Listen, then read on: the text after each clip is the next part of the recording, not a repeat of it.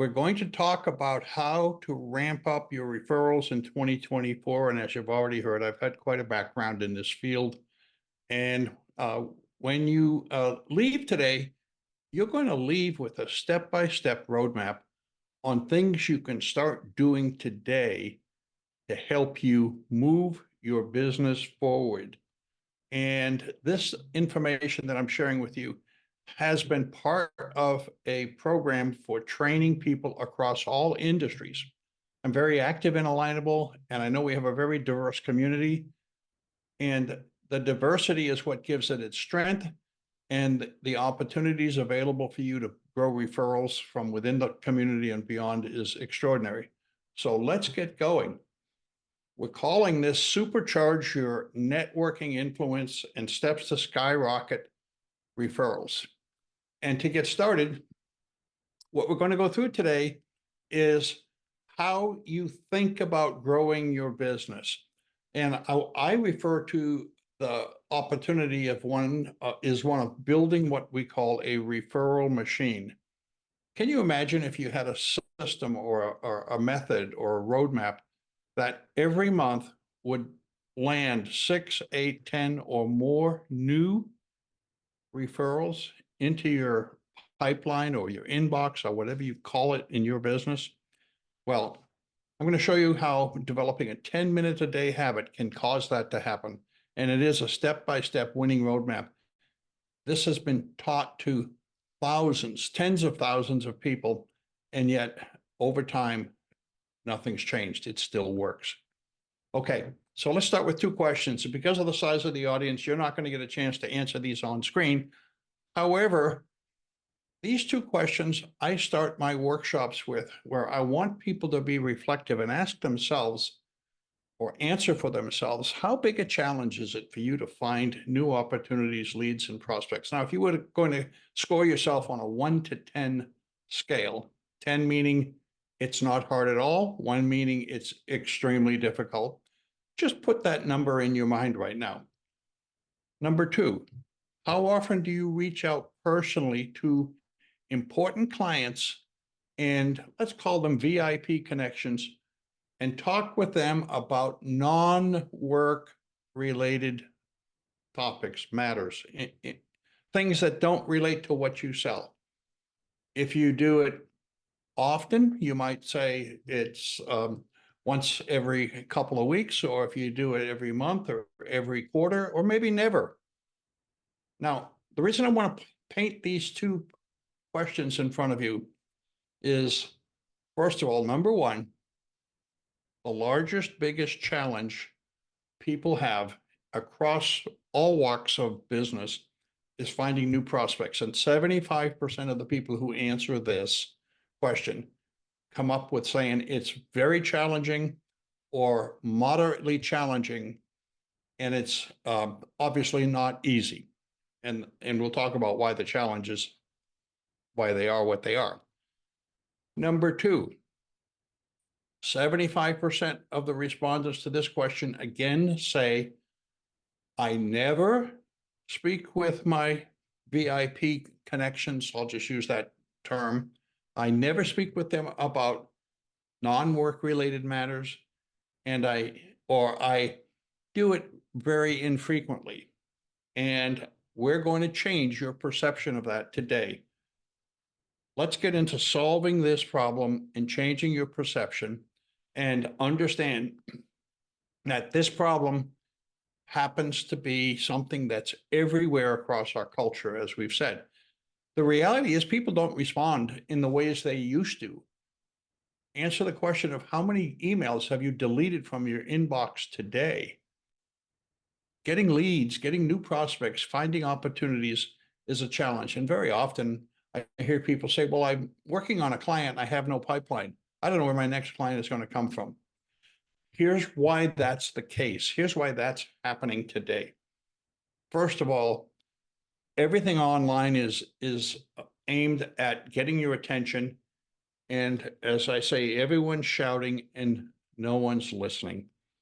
We've absolutely created a barrage of noise such that people have to break through the barricade to get inside of a conversation. I just wrote an article. It was published in this month in January called "It's Time for the Great Relationship Reset." With the absence of relationships and the focus on technology and social media and all the other noise-making tools that are part of our culture today, nothing works as it used to. We're not building relationships any longer. And with the economic changes that have occurred over the last 10 years, there's all kinds of new providers, freelancers, and other professionals who have come into our world. So rest back. It's not your fault. The challenge is, how do we get you to be seen differently, stand out from the crowd, and get people wanting to sit down with you or connect with you across the internet or via email and become interested in what you do? You're going to leave with the answer as to how to do that. Now, a survey done by the New York Times, and this is a few years back, but they asked the question of a professional services audience: where do your sales come from? What is the source of your new revenues these days? And the answer is startling. 65% say they come from referrals. However, if you ask, where do you spend your marketing dollars? Do you spend it getting referrals or not? And the answer is no. They spend almost their entire marketing budget on other media, other tactics. And yet those other tactics are producing less and less, and the ROI on those is shrinking. The answer is referrals.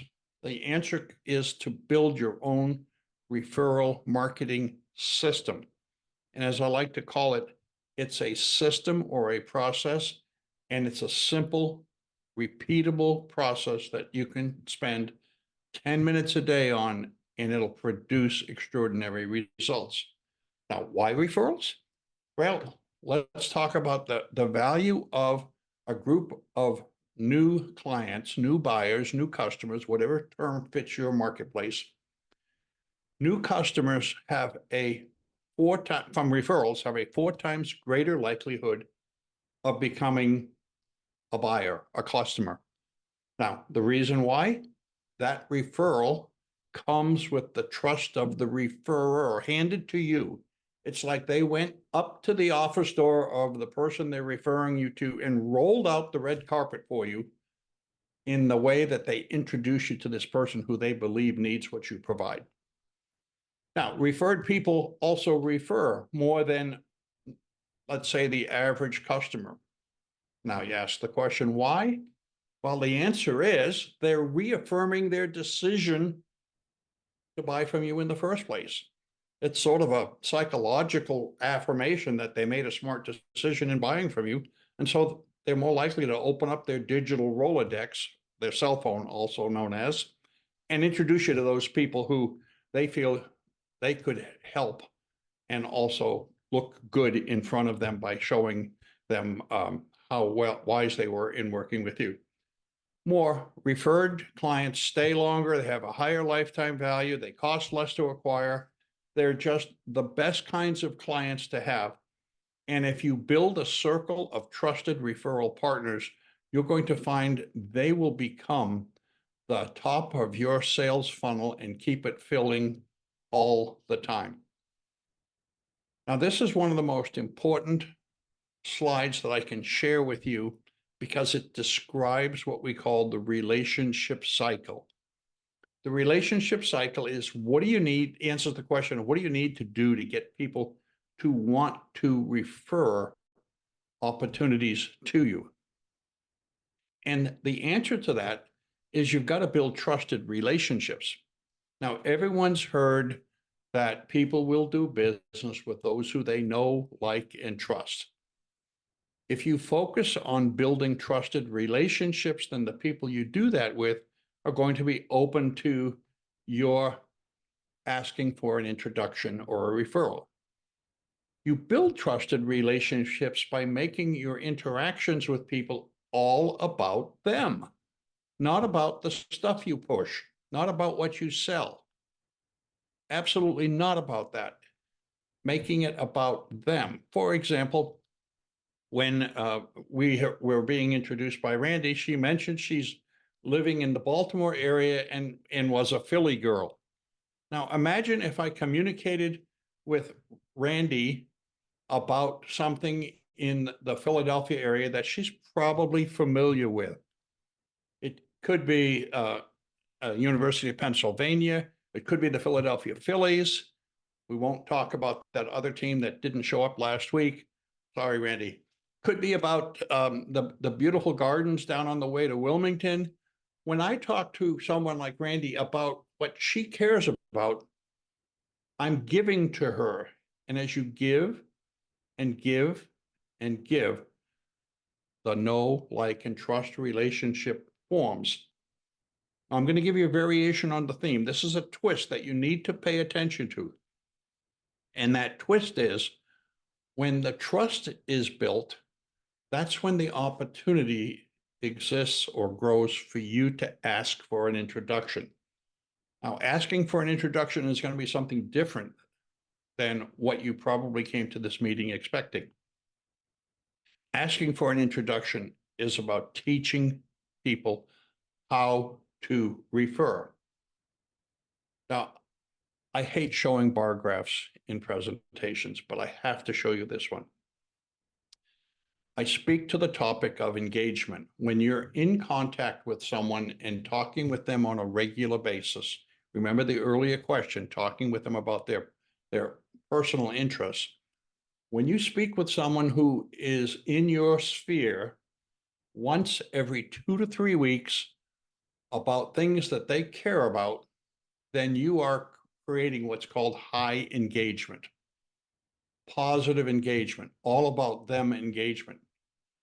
Well, this is a chart extracted from a survey done year after year in the professional services industry that shows when you have a highly engaged relationship, 91% of the clients who you're engaged with, this is a client survey now, 91% say they would definitely refer you as the provider.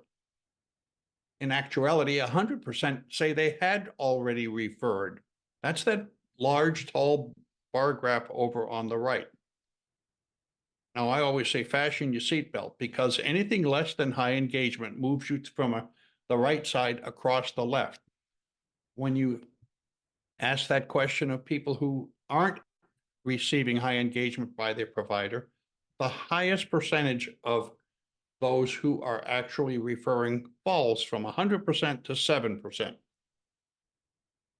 Think about it. It's almost binary, on, off, on, off. You want referrals? Build engagement. Make it about the other person.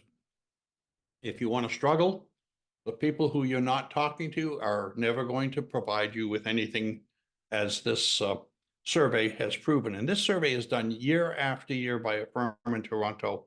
And it's, to me, it's proven technology. So we're focusing in on engagement now. And engagement is the trust building mechanism. It's the keys to trust building. And engagement comes from how often you're in conversations with people about their interests. And what it's illustrating is who you are. It's your character. And you need two elements to become trustworthy. One is you've got to illustrate that you have the character worthy of my wanting a relationship with you. And you can see all the elements that form character, reliability, seriousness, caring, ethics. And you can also count on having to have competence. When you put character and competence together, that's your background and your intent or how you work with people, those two give you the foundation of trust. When you bring those two keys together into the relationships that you have and start focusing on creating know, like, and trust relationships, you're on the way to where you're trying to get to. Now, you think this might be a repeat slide, but I want to tell you it's not. there's a very distinct difference about this slide. So let me share with you specifically. I've already talked about giving and giving and giving, and how when you give, it builds a know, like, and trust relationships. That know, like, and trust relationship is precious. However, as you build that relationship and people now begin to see you through a different lens, where you now stand out from the crowd, you have to teach people how they can reciprocate or give back to you. You need to teach the people you're working with how to refer you, who to refer you to. And I'll do a toss forward to the end of this presentation to say next Thursday, I'm putting on a workshop on that topic specifically, how to teach people, but you'll see information on that. But when you teach people how to refer you, because they want to reciprocate, they'll respond in the way that you teach them to or ask them to. It's all that simple. And I'd love to tell you it's more complicated than that, but it's not. So the focus is on you being the giver. As I've said, this somewhat summarizes it. Give, ask, teach, and you will receive back. Understand, one of the greatest human needs when we encounter someone who is a giver is to answer the question in our own mind, how can we give back? And it's interesting, when we do give back, we feel good about giving. We feel good about giving back.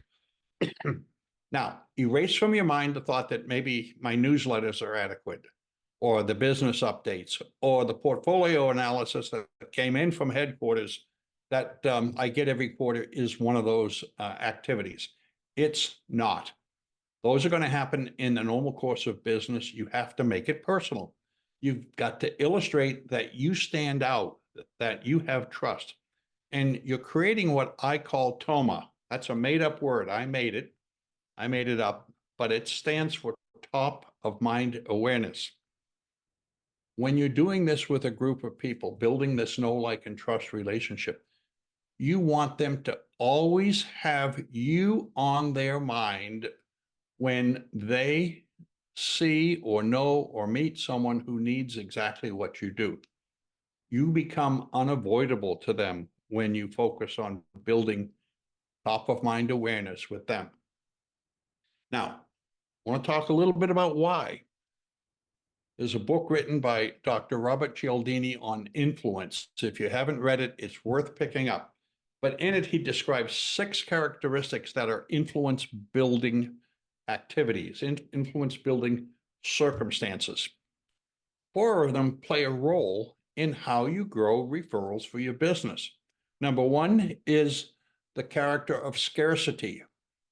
If you're a giver, immediately you're going to stand out from the crowd.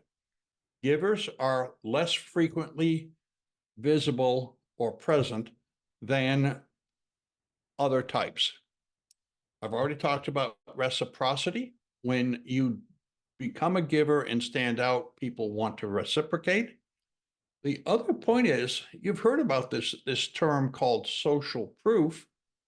Well, social proof or word of mouth is what we're talking about. When you become surrounded by a group of advocates because you've built trust, they're telling the story about you. They're out standing up in front of their groups in various events and talking about, you got to go make contact with Fred because Fred's the person who's the go-to guy on that topic.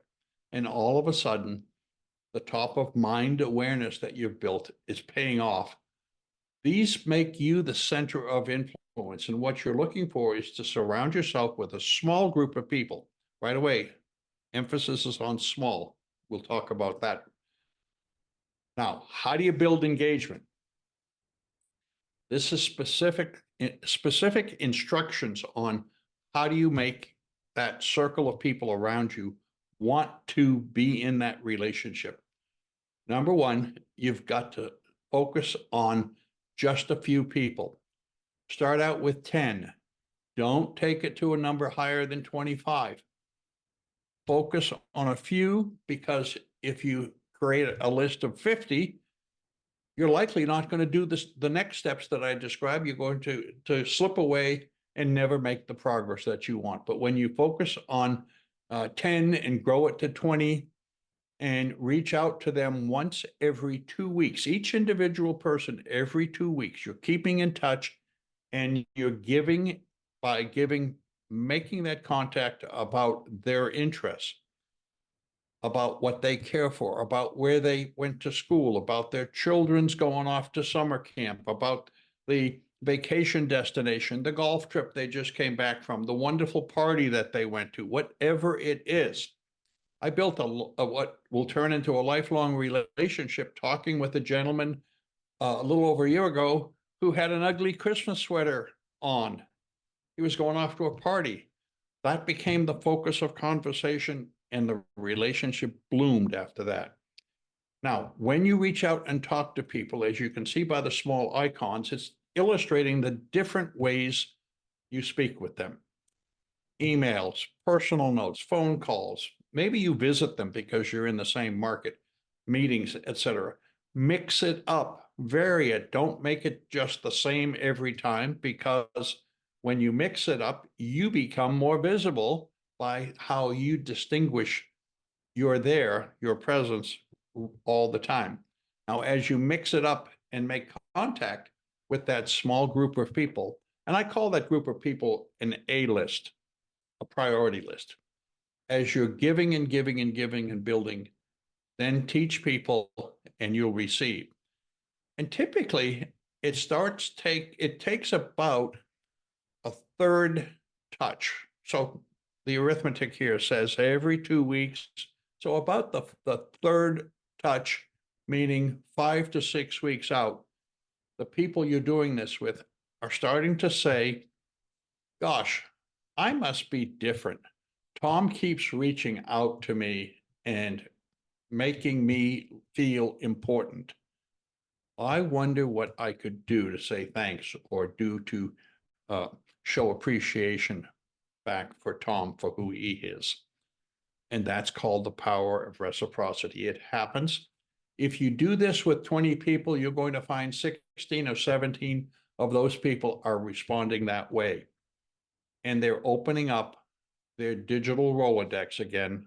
For me, that's an iPhone, and preparing to reciprocate as I teach them what to do.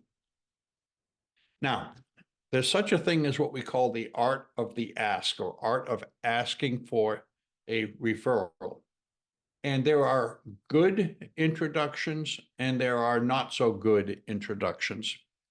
The starting place for you is to create your own referral power statement. We call it a power statement because so many people are challenged by even the thought of asking. The butterflies come up that they get stuck, or they walk out the door and never ask.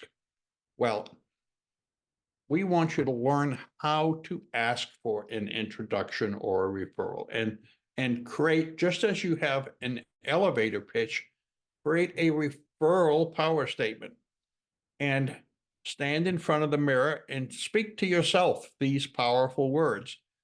Everyone can style it the way they want, and there's lots of ways of asking. I have some favorites that I use all the time. But in effect, if you've got a group of people who you've built this trusted relationship with, and you simply say, or get comfortable saying is probably a better word, Fred, can I ask a favor of you? Now, already he's alert because he wants to help you. If you happen to know someone who you think might get value from what I do, would you be open to introducing me to them so that I can reach out and share with them the things that I do? Now, there's lots of variations of that, but that was just one. And you need to build a referral power statement in the exact same way that you have your own elevator story or elevator pitch. It's the same. But when you get comfortable with it, asking becomes comfortable. Okay. I've shown you the methodology. Now, the question is, well, who does it work for? And I've got to tell you, Anyone who's in a relationship type business is in a prime position to use this methodology to get new business. And I've trained, as I've said, thousands over the years. And the answer is, if the people who you do business make a trust-based decision on doing business with you, you've got an A prime opportunity to work with them. If the people you do business with, or the people that you know in your marketplace, work with your same ideal target clients, that's a person who you should be working with. And the ultimate in building success, the ultimate in building success when you identify who you want to do this with, is to actually build a team of people. A team. And what I mean by team is maybe it's 8 people who are all joined together because of your leadership, and you're guiding them on the process, the steps, who are helping each other by introducing opportunities to each other on that team. And that team creates a multiplier effect. Do the math a little bit. If you had 10 people and they all knew 15, they all working with 15 clients, and those 10 people teamed up, 10 times 15, keeping the math easy for me, there's 150 potential opportunities for each person on the team. That's how simple this is. Okay, now expect results. Always expect results. If you follow the recipe, you'll get the results. Don't mess with the recipe. 8 to 10 or more new referrals every month.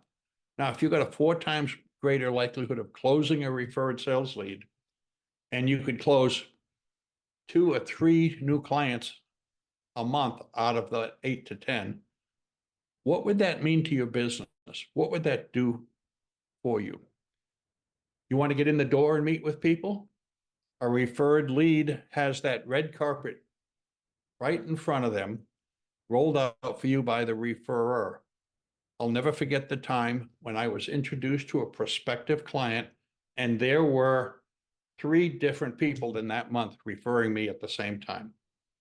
This will end the up and down cycles of your business and build your influence in the marketplace. So you want to create a solid, predictable income. You're on the way with this type of engagement strategy. Okay. If you will, Randy, I think we're about ready to wrap this up. And I have recently been privileged to be invited to start an Engage Pro community group. And I would love it if you would join me in that group, and we just get to work together, and I'll share with you more information about how you get the benefits of building engagement. So thank you very much, Randy, for this opportunity to be here today.